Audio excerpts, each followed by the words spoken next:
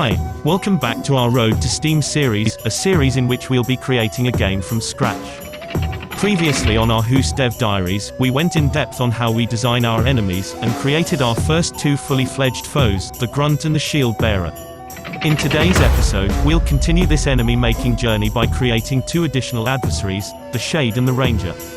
If you're interested in more video game behind the scenes like this, join us by subscribing to the channel for exquisite Whosian delights. So, without further ado, let's dive right into it.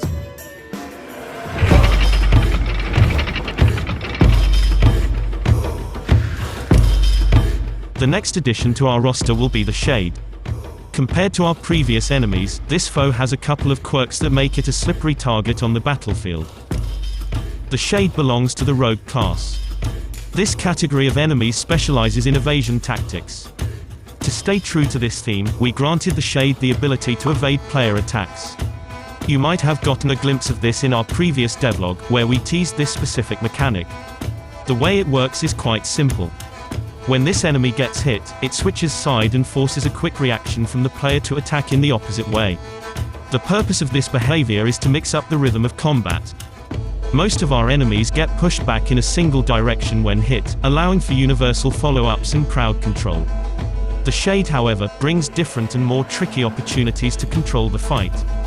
You can use this enemy as a way to halt the progression of the opposite side of the battlefield, allowing you to take a breather during an intense skirmish. Also, if you have good timing, they can even serve as moving shields to protect you from incoming projectiles on both sides. In addition to this ability, the Shade has a special trait called low profile. This allows him to be in a constant crouch position, meaning that he's completely out of reach of any attacks that come from the top. These can range from player attacks to incoming projectiles. This enemy is meant to dodge a single player attack during its lifetime, that's why it has 2 hit points. It always dodges on its first hit, and dies on its second. You may have noticed that the Shade has glowing boots. This is our visual feedback to warn the player that this enemy will evade his next attack. We got this look by adding a new material slot to the model's lower legs. This allows us to change the visual properties of the mesh that's located in this specific area. But what exactly is a material, you might ask? A material is like a coat of paint that Unity uses to render the surface of a mesh. By tweaking its properties, like its color, we can achieve any looks we want. When an object doesn't have one, it will take the color of the infamous magenta pink that you may have seen in other games. To get the white glow of the Shade's boots, we downloaded the free MK Glow bundle on the Asset Store. It's a collection of materials that create a halo effect around any surface that emits light. We assign this type of material when the Shade is at full health, and replace it with a standard one after it evades an attack. That way, we're able to get the feedback we want.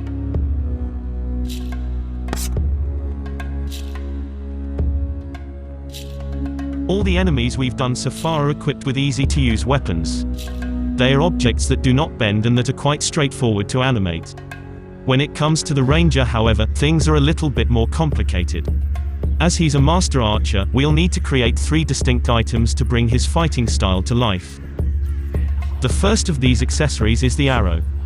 We've had arrows since episode 4, but we never truly modeled them.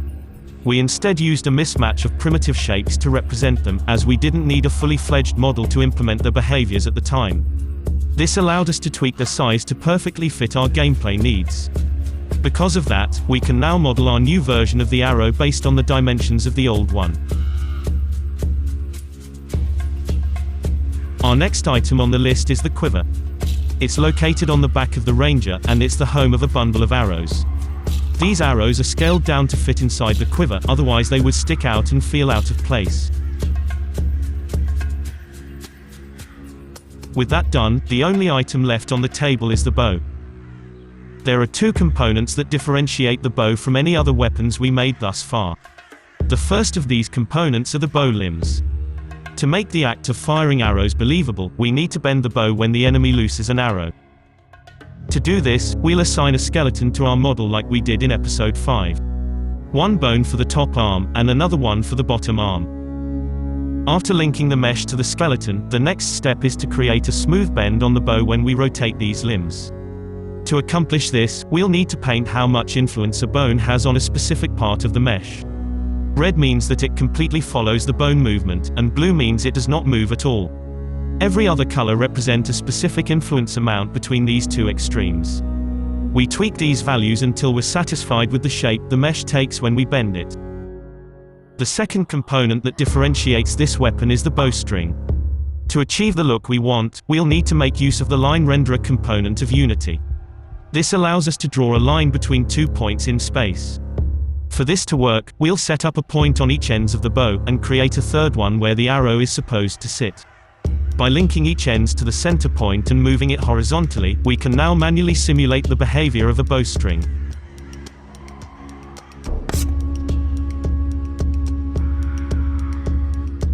With the Ranger's arsenal all polished up and ready to go, it's time to see what he looks like in action. As we said earlier, the Ranger is a master of the bow and arrow. The purpose of this enemy is to introduce the concept of projectiles to the player. The Ranger does this by firing arrows when he's in range to shoot. This range is set up to be from the edge of the camera to the edge of the hilt. To avoid having him continuously firing arrows, we've set up an internal timer that limits his fire rate to about 1 projectile every half a second. Each time the Ranger fires an arrow, he stops his movement and starts drawing his bow. During this time, he telegraphs to the player the height at which he will loose the arrow. The height can vary between high, middle, or low. We do this to give enough time to the player for him to react to incoming projectiles. Aside from this, the Ranger does not have any special traits and can be dispatched in a single hit. We decided to make him weak like this because of the longer time he takes on average to reach the player. As he's always stopping and giving resistance from afar, granting this enemy more hit points would make him tedious and annoying to fight. When it comes to animation, the Ranger takes the cake with being the trickiest one so far. This is due to the fact that we need to sync the instantiation of the arrow with the firing animation. The way we handle this problem is by dividing this whole process into successive parts. The first one is drawing the bow. In this animation, the Ranger goes from his current movement state to him readying an arrow. The special thing we do during this part is that we scale up the arrow to its original size when the string is being pulled. The next animation in line is the holding pose. In this one, there is no movement. The purpose of this part is to check in a zone around the Ranger for other neighboring arrows. If there are, he holds this position.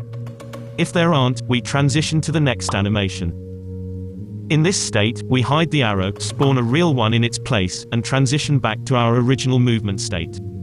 To complete our core loop, we add blend trees to these animations to allow transitions between our 3 different height levels. Finally, to wrap this up, we create a final animation where the bow jiggles after being fired. We then use an override layer in which this animation is played over our core loop every time the Ranger releases his arrow. With that done, let's see how all of this looks like in action.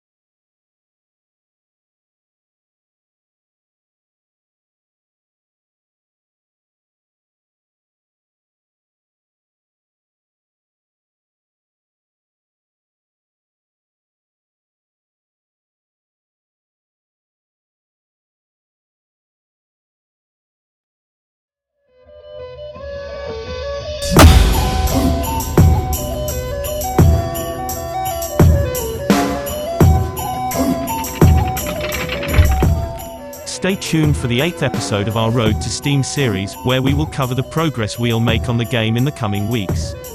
If you have any feedback or just anything you want to share, don't be shy, and fill the comment section down below. If you enjoyed our content and want to support the channel, feel free to leave a like and subscribe. On this, Godspeed to all of you, and we'll see you on the next episode of our Road to Steam series.